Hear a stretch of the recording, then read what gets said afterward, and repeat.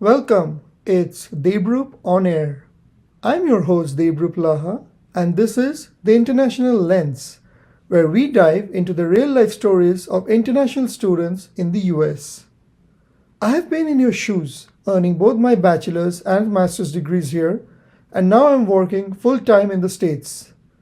This podcast series is for you, whether you're already studying in the US or just planning to.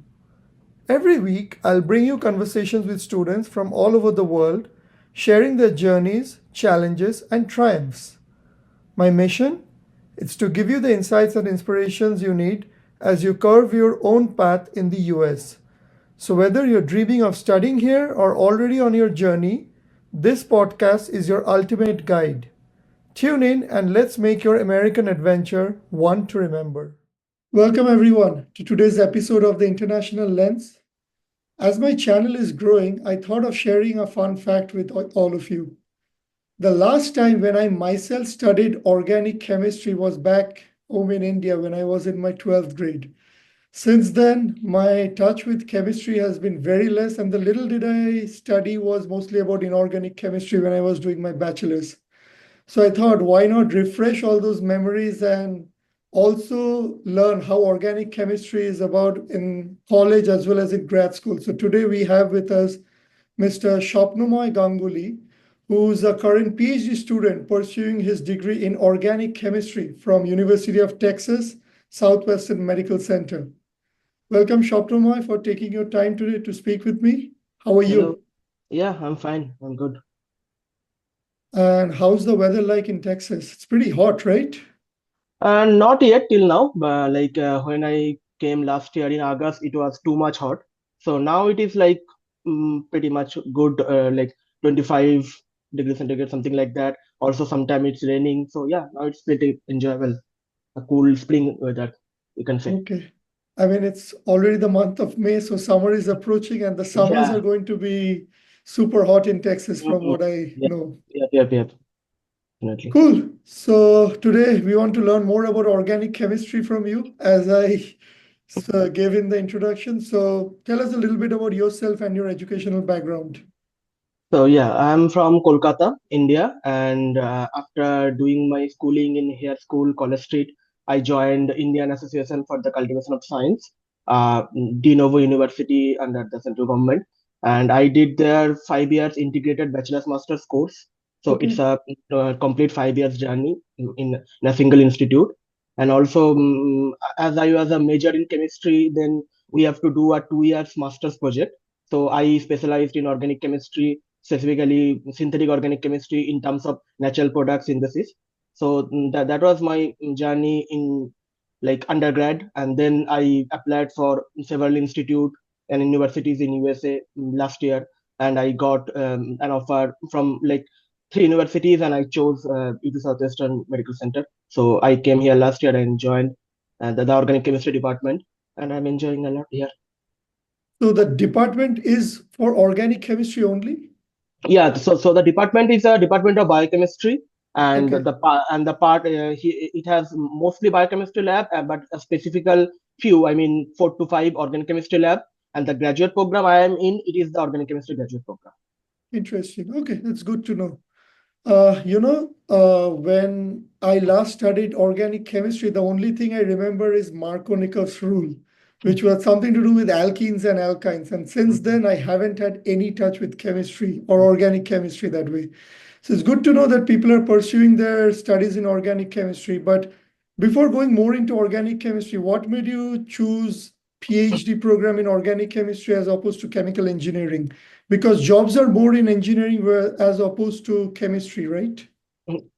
um, I'm not quite sure about it because starting from my undergrad career, my main focus was going to academia in my later Okay. future, and also like pursuing an independent researcher, either being a PI or faculty, or maybe in terms of industry, you can say anything for me good, but doing something independently in terms of chemistry in general. That time, I mean, in the first or second year of my undergrad.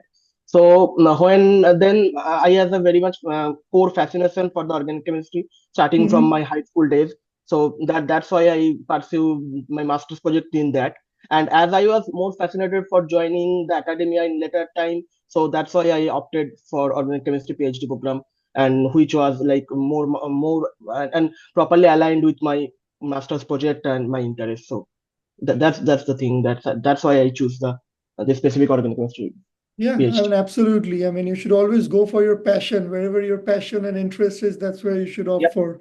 Mhm. So, when it comes to organic chemistry, what do you think are the some of the challenges when you're applying for a PhD program, or what skills are required when you're applying for a PhD program for a student who's coming right from India without any work experience?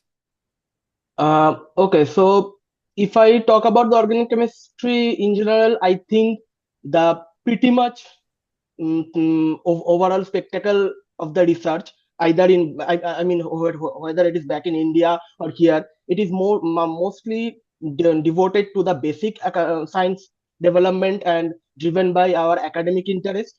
Yes, Okay.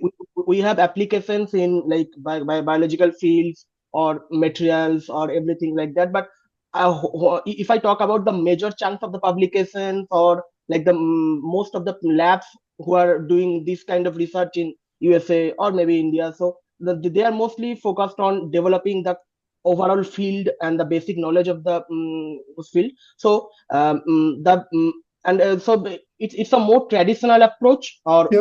conventional approach of doing research, but it also has some now collaborations with either computational chemistry in general or also the biological applications.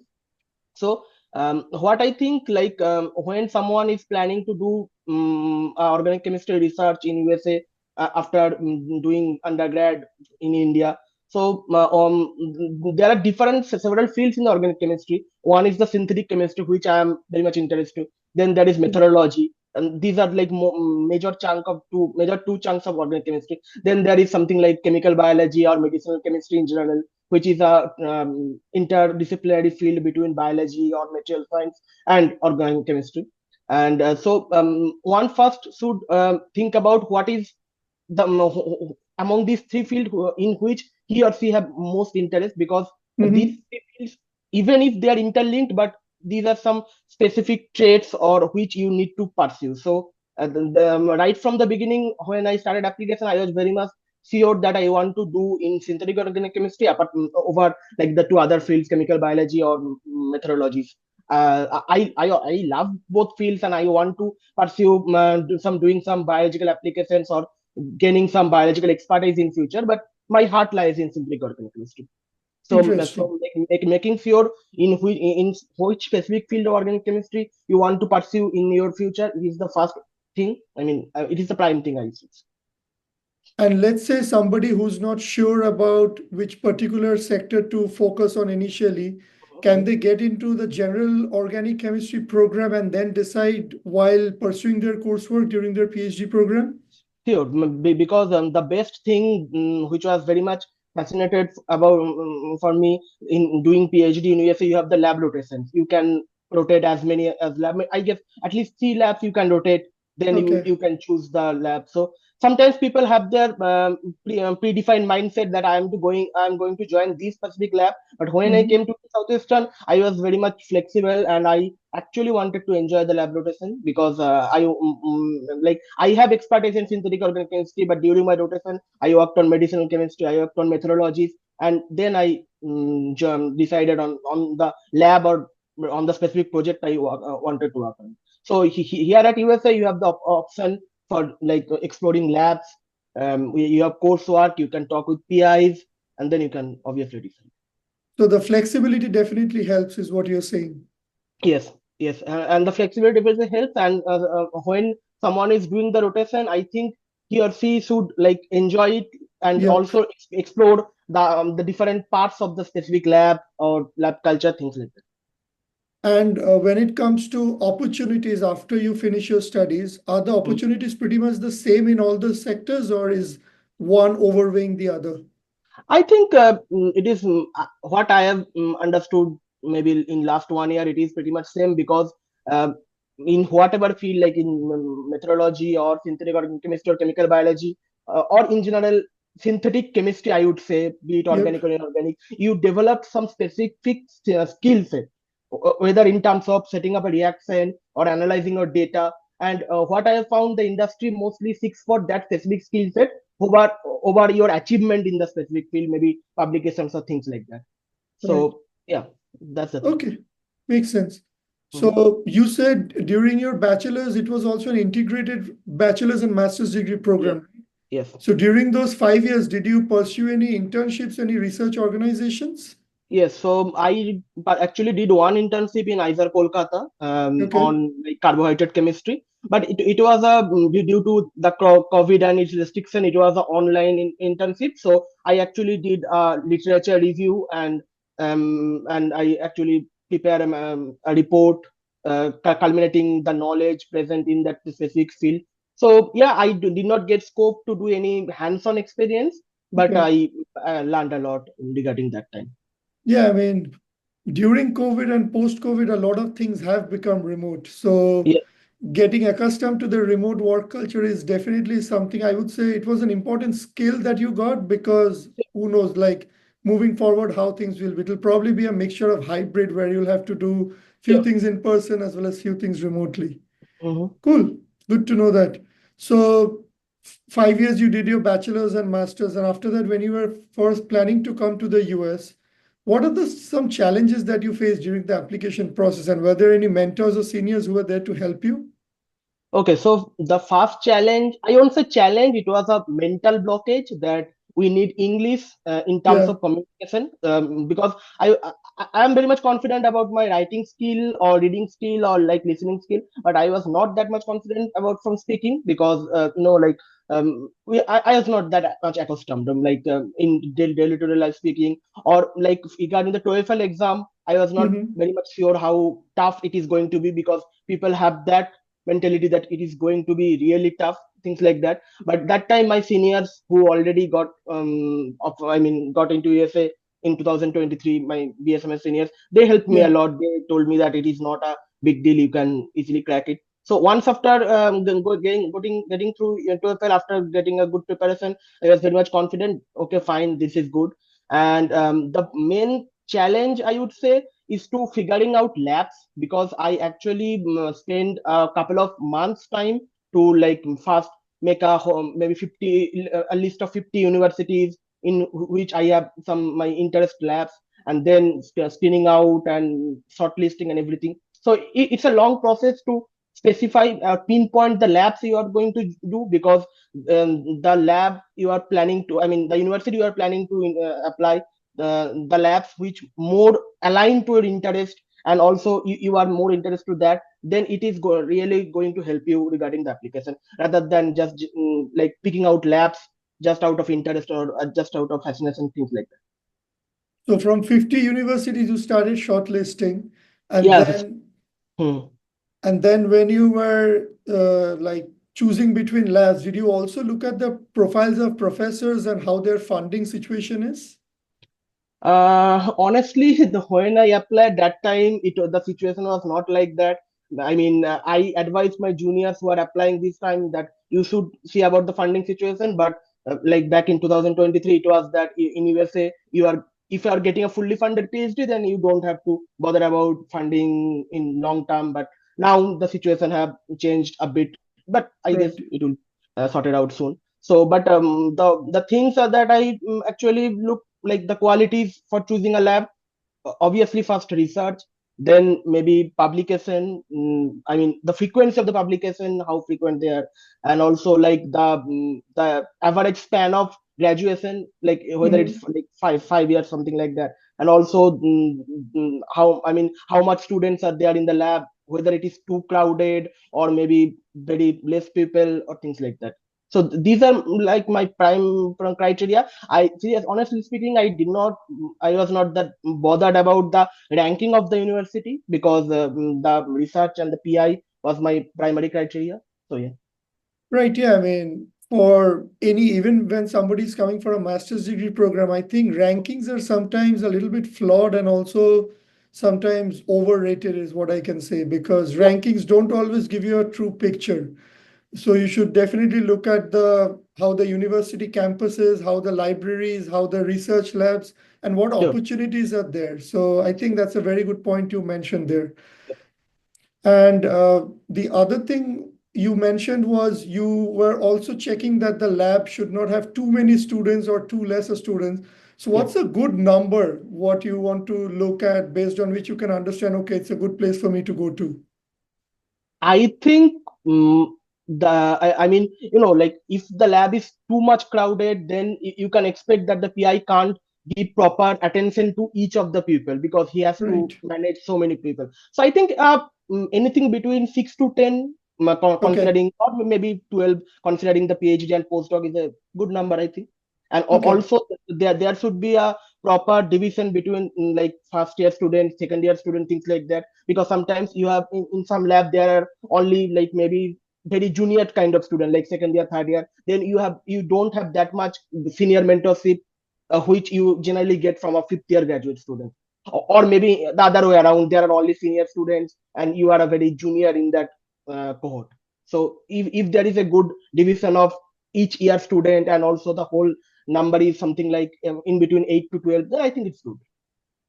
I think it's a good point you mentioned here because when I'm working in the industry, we always try to make sure that there is a mixture of youth and experience in the Yep. company or in the division. Otherwise, if it's only filled with experienced candidate, you might feel too overwhelmed when you're joining for the first time. At the Yep. same time, if you don't have any experienced people, you don't have too many people to learn from. Sure. And I've often heard from my seniors, they say that never go anywhere where you are the smartest person, Yes. because definitely we always have something to learn from the other. So if Sure. you're the smartest person in the room, probably not that's not the best part. So it's a very important thing you mentioned here that people should choose universities where there's a mixture of experience as well as fresh students. Yep. And also one another thing regarding choose, I mean, going for a PI, I should mention, like sometimes people want to get in a very famous PI lab, like who have very fame name, something like that. But the main problem that then you can't expect that he or she will give you proper attention because he has some other jobs like attending conference or things like that. So I mean, the one of the main motivation for doing USA, I mean, coming to USA and doing PhD here for me was like I really want to learn the working culture from these people, like the people working here. So if I can't get that much scope to interact with him or her in regular basis, then it is not good for me. Even if like it's a very great lab or it has very good connection, it doesn't matter to me if I can't learn something from my PI on a regular basis. Absolutely, completely agree to that. And just out of curiosity, when you're looking at PIs or when you're looking at professors, do you look at their H index and ITN index in Google Scholar? I don't think so because I know about those matrices, but I really don't know how they are like calculated or like whether it's a important criteria for doing. I mean, like it totally depends on the field because people who are working on material science field, they have Mm-hmm. so much publications and the journals are also very high impact factor journals, so their H index and I10 index are shoots up very rapidly. On the other hand, people who are working on maybe organic chemistry or even the people who are I have friends from physics background, they are impact factor the journal of these impact factor on their H10 index, I mean I10 index, H index are not that much high that I've learned. Maybe I'm not that much current, but yeah, I mean it's a matrices that you can look, but it's not something like that. Okay. And so coming to your current program at the University of Texas Southwestern Medical Center, how is your current program in organic chemistry like? Could you walk us through a little bit about the Sure. coursework? So we have in the first year we mostly have the lab rotations because we have to do 3 mandatory lab rotations. Then only I can join a lab. So apart from the lab rotations, we have like coursework and all courses are compulsory. There is Mm-hmm. nothing elective or something like that. So we have coursework from very core organic chemistry. Then we have coursework because it's a basically biological science institute. From the name Mm-hmm. you can understand it's medical center, so biology is the main theme here apart from not the chemistry. So we have coursework from like core biology, some core biology coursework like protein and enzyme and drug discovery, things like that. So the first year is very much was mostly about doing lab rotation, doing your coursework, learning about like different type of things like that. And from the second year, we started doing only lab research. But then also we have our work in progress meeting or seminars or poster presentation, and then qualification exam, thesis committee meeting. So yeah, that's the basic idea of the graduate program here. Okay. And for the qualification exam, when does it usually happen? Is it after the end of the first year or No, it's after the end of the second year. end of the second year? Okay. And there is, I mean, I've heard something from many PhD students that although sometimes you can come with a confirmed funding, but after the performance of your, like, let's say your performance doesn't go as well after the first year or second year, your funding can be removed. Is that the case or that's just a myth? Mm, honestly speaking, I have not seen people facing things like that, but technically it can happen because you have to pass every coursework and like every exam or your quals or you have to like I mean you have to check every box throughout your PhD program. So it is not that university will not help you to like if you have in times in we have some difficulties of like either in terms of coursework or in our research things like that in the Mhm. university or the department or the PI or the thesis committee is there to help you. But yeah, I mean technically you have to pass everything and you have to do good in like all these parameters. And when you say pass, you need to have at least a 3.0, right? Or is it more than that? Yeah, I think so. I've not gone through in detail of these numbers, but yeah, there is something uh, lower bar for like passing things. Okay, good to know. And another thing, when I've seen engineering students who are doing PhDs, after their first semester, they need to take another exam. I don't know the exact term, but based on their performance, they are told that whether they are qualified to take and to be enrolled in the PhD program or not. Is that still there in organic chemistry programs as well? I'm not quite sure because the people I know in the organic chemistry program they are mostly from the like basic science background. I don't know anyone who is from like engineering background and then doing pursuing organic chemistry research. But yeah, it might be a case. Okay. All right. Cool. So let's say a student is coming to the university, or let's say to your particular university. What are some key things or key skills you should suggest them they should learn before coming here? Um, I don't think so. There is any specific skill set which is very much particular to our universities. But yeah, whenever someone is coming to any of the US universities, there is like you need to be a bit more flexible in your life because you will see many things which you don't expect back in India, whether Mhm. in terms of like academics or in terms of your life, sociality, anything like that. So and you have to accept many things which might be still a taboo to us. So Yep. yeah, there's a thing. And like you need to speak to other people because there is everyone to help you, but unless or until you ask for it, there is no one will come and like offer you help. So you need to ask for help and then people will definitely help. Absolutely. I mean, I think taking the first step to ask people is initially the most difficult part because we take it for granted that, okay, if we don't ask, somebody will definitely come and help, but that's Yeah, not the case. You definitely need to take the first step. sure. Also sometimes we are a bit embarrassed for asking help because we think that we should know it beforehand. But okay, it's nothing embarrassment, and you always can ask people anything, and they will tell you how to do that. Okay, good to know. And from the technical skills point of view, when a student is coming for their PhD program, do you suggest them to brush up some skills before they come?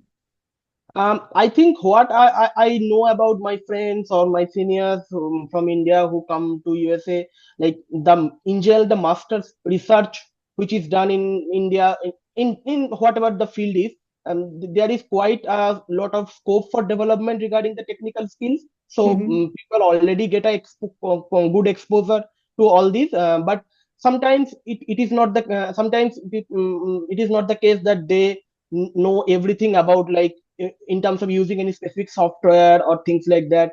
Maybe like or maybe some instrument. So maybe learning this will definitely help you. But yeah, I mean, you can learn this anything you want in any point of time. I mean, when it is required. So yeah, you should talk to your seniors or someone who is doing the lab you are going to join, and then if you can know that this is a specific type of skill set that one person should know, then you can start learning this. And what are some software or instrumental skills you suggest, like which you think people should know if they're joining your lab, for example?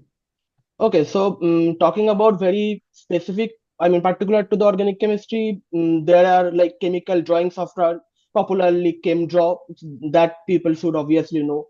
And also, apart from that, if he or she is doing any type of data analysis, there are Mm-hmm. softwares like Graph Prism, also for analyzing the NMR data, which is a very important part of our everyday research. There is a Masternova type of software. So these are some very important fundamental softwares that some people, I mean, everyone joining any organic chemistry program or research should know. And also, in terms of the instrumentation, I don't think so. You need to learn anything, because here at USA there is a proper coursework or proper training session for Mm-hmm. like teaching you everything like regarding whether it is NMR or HRMS or things like that. So no, you are eventually going to learn on this during your research. Okay. And is coding skills required at all? It depends. It depends on what field you are going to learn. I mean, you are going to pursue. But one thing which I am feeling nowadays, because with the advancement of the AI and all these type of things, I think everyone should at least know a basic of these artificial intelligence or machine learning, big data analysis, because Mm-hmm. I don't know how the things are going to have change in future, but yeah, definitely these like AI, ML, and big data analysis will have some impact on whatever be the field, like anything. Okay, good to know. All right. And coming to your program, could you tell us a little bit on a high level, what is your research area like currently? So I did my master's on natural product synthesis, and I'm doing the same type of thing here also. So we are actually interested in chemically synthesizing the natural products, which are basically secondary metabolites and which have some biological implementation. So if I talk about the motivation for doing this research, the first Mm-hmm. one is any drug or something like which we generally got from the nature, it Yeah. is available in a very less amount. So when we are making in laboratory, we have the scope to like scale up and getting a good amount of material, which is helpful for like analyzing the biological activity of that material. And secondly, when you have something or when you can access something chemically, I mean in terms of synthesis, then you can either modify this or like tune specific functional groups so that the bioactivity is enhanced or toxicity is reduced. So Okay. that's the overall motive or motivation for our research. Okay. And when you're doing this research, has there been cases where the whole day you performed something and it went to failure and you got demotivated? Yeah, it happens in a regular basis, because it's the most I mean the major chunk of my research, you can say, like facing failures and then starting something fresh, new, again and again. So it's a very less time that I do something and get the expected result. So research is all about that. So it's more like an entrepreneurial journey, right? Where you're learning from your failures and trying to make sure those mistakes are not repeated. Yeah. Okay, that's good to know. And are there situations like, and that might be case for other fields as well, when you're performing research, a lot of things might be abstract and may not have an implication in the industrial applications. Are there situations like that which happen in organic chemistry where you're doing something which may give a very good theoretical result, but not have too much practical applications? Yeah, it happens. What I told you initially, that mostly the organic chemistry research is driven by developing the field or out of the academic interest. So Also, but also doing a good research in any field, any topic of the organic chemistry, you develop a specific skill set which will Right. actually help you in getting industry and then fulfill their needs, because the industry has some other needs according to their setup. So I mean, every field has their personal point of view, but the skill set you are developing doing research, that matters the most. So it's transferable skills, right? You're learning Yep, in the academic journey and then transforming it when you're pursuing an internship in an industry or in academia. sure. Okay. So what are your short-term goals for this summer? Like apart from various facility of being at a medical school, the flip side is we don't have any like long-term vacation or holiday, something like that. We don't have any summer break or fall break, things like that. So I am going to do only my research during the during the summer, like just like any other time. But yeah, we have some seminars and like retreats during this time. So as I'm just a first year student, I'm not going to present anything, but yeah, I'm Mhm. going to learn and see how people are working in our department or things like that. Okay. And are you planning to attend any conferences in the next year or so? Yeah, like we have our interdepartment seminars, conferences also tagged with other universities, and then we have like in specific to like chemistry, there is the ACS two Hmm. conferences in a week, ACS spring and ACS fall meeting. So yeah, I will maybe I'm planning to attend any of these in coming years, things like that. And attendance for these conferences, are these mostly funded by the university or do you need to pay out of pocket? Okay, so the first thing is if you are an SCS member, then you have some discount on your attendance fees. And Okay. I am I will attend any of the conferences based on like what my PI is offering, because it is very difficult to just pay out of your pocket and going to conference Absolutely. and Yeah. everything like that. So yeah. Okay. And apart from organic chemistry and research, what are some fun facts about you? Like, do you have any passion projects or hobbies? No, not any procession project, but I love to read a whole lot of books and watch a whole lot of movies of different genre. So these are things that I generally do to like rejuvenate myself or like in my free time. Okay. What are some nice movies that you watched recently? Um, I actually made generally a long list of movies of different genre, because I don't Okay. want to repeat genre like two movies of the same genre. Even if the crime thriller is my favorite genre, but now I am going to like coming out of my comfortable region, comfort zone, and explore things. So I watch the Shawshank Redemption very recently and things like that. So crime is your favorite, right? Crime and Yeah, thriller. That's yeah, also my favorite. But I try to focus mostly on crime related movies. And after some time, I see there is no more to watch. That's what. yeah. I know, But I I know. think you have a very good plan that you try to switch away from your comfort zone and go to other genres as well. Good to know that. So yeah, since we are coming towards the end, where do you see yourself after the completion of your studies? Is it mostly in academia, or do you want to explore the industry as well? Um, as I already told, my future plan is to somehow get into the academia, and it is back in India, not here. So Okay. I want to do postdoc and then try to get back to the India, but I'm not quite sure how things will turn up. So I'm also flexible to like moving to industry if the situation is something like that. And there should be a lot of R&D roles which would require your skills from what I can understand. Sure. Cool. Okay. So yeah, before we end, do you have any suggestions for the incoming class of 2025?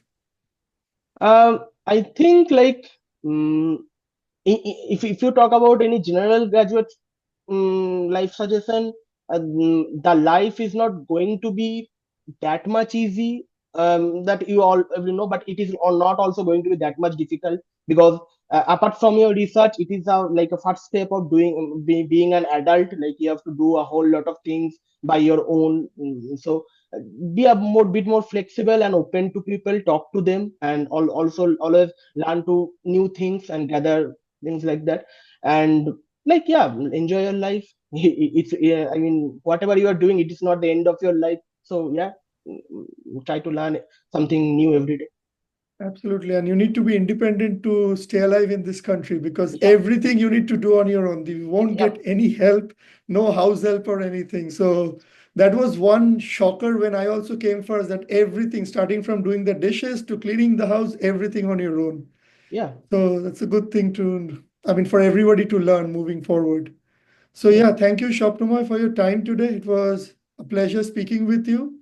I learned a little bit about organic chemistry, but I'm pretty sure there is lots and lots more to learn. And hopefully the prospective students who are coming to pursue chemistry or organic chemistry in any university will get in touch with you via LinkedIn to learn more about the scopes. yeah. And also thank you for hosting me. It was a really nice experience talking to you. Absolutely. Thank you so much again for your time. Thank you. Thanks for tuning in. Got questions or suggestions? Drop me an email at daybrouponair@gmail.com. Catch you in the next episode. And don't forget to like, share, and subscribe.